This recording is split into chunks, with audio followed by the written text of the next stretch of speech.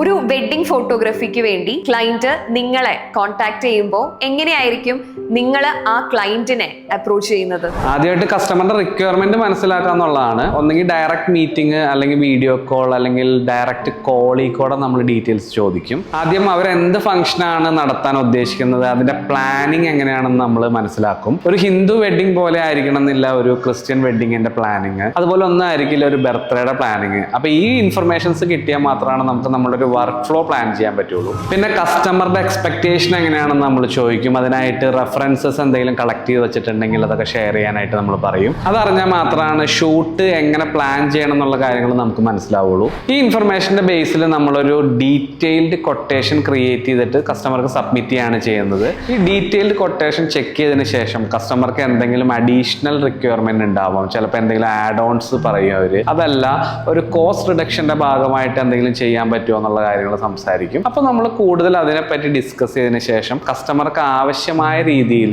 ഇതൊന്ന് customised package ആയിട്ട് നമ്മൾ റീസബ്മിറ്റ് ചെയ്യാണ് ചെയ്യുക. പ്രധാനമായിട്ട് ഒരു കസ്റ്റമർ നമ്മളുമായിട്ട് കമ്മിറ്റ് ആവുന്നതിന് മുൻപ് തന്നെ ഒരു കംപ്ലീറ്റ് നമ്മളുടെ പ്രോസസ്സിനെ പറ്റി അവർക്ക് ഓവറോൾ ഒരു ഐഡിയ കിട്ടുന്നതായിരിക്കും. അതുകൊണ്ട് തന്നെ അവർ എക്സ്പെക്ട് ചെയ്യുന്ന രീതിയിൽ നമുക്ക് ഷൂട്ട് പ്ലാൻ ചെയ്യാനും അവരുടെ എക്സ്പെക്ടേഷൻ അനുസരിച്ച് ഔട്ട്പുട്ട് ഡെലിവർ ചെയ്യാനും നമുക്ക് പറ്റും.